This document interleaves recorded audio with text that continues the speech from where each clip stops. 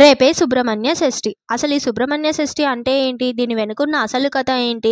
ఆ రోజు పూజలు చేయడం వల్ల ఎలాంటి ఫలితాలు కలుగుతాయి? ఈ విషయాలన్నీ తెలుసుకోవాలనుకుంటున్నారా? అయితే మన వీడియోలోకి వచ్చేయండి. హలో గైస్, వీడియో ఎండింగ్ వరకు చూడండి, చాలా ఇంట్రెస్టింగ్గా ఉంటుంది. Welcome to our channel. ఈరోజు మనం సుబ్రహ్మణ్య షష్ఠి ఎందుకు చేసుకుంటామో దానికి ఉన్న పౌరాణిక కథ విందాం. పురాణాల ప్రకారం తక్షకాసురుడు అనే ఒక గొప్ప రాక్షసుడు ఉండేవాడు.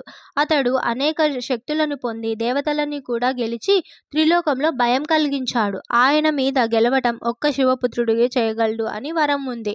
ఆ సమయంలో శివుడు తపస్సులో ఉండటం వల్ల దేవతలు భయపడి పార్వతీమాత దగ్గరకు వెళ్ళి ప్రార్థన చేస్తారు.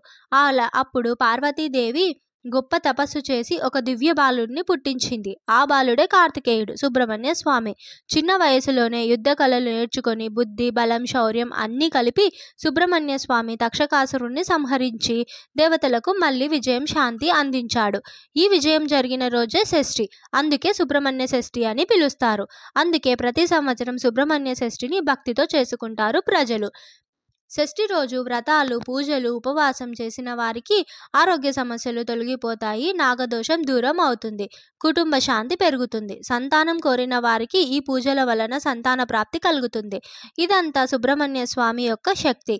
స్వామి లోకంని రక్షించే సమయం గుర్తుకు చేసుకోవడానికి ఈ రోజును పూజించి జరుపుకుంటారు. చివరికి ప్రతి క్షణం మన కుటుంబాన్ని, మన మనసుని రక్షించడానికి సుబ్రహ్మణ్య స్వామి తోడుగా ఉంటారు అని నమ్మకం కలుగుతుంది. ఈరోజు స్వామికి దీపం వెలిగిస్తే మనలో ఉన్న భయం, చింతలు అన్నీ దూరమై విజయం మన దగ్గరకు చేరుతుంది.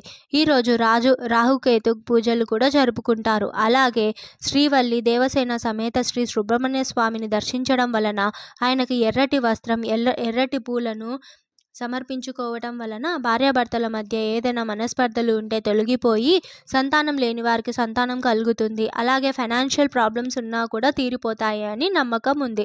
సో ఈరోజు శ్రీవల్లి సమేత సుబ్రహ్మణ్యేశ్వర స్వామిని దర్శించుకొని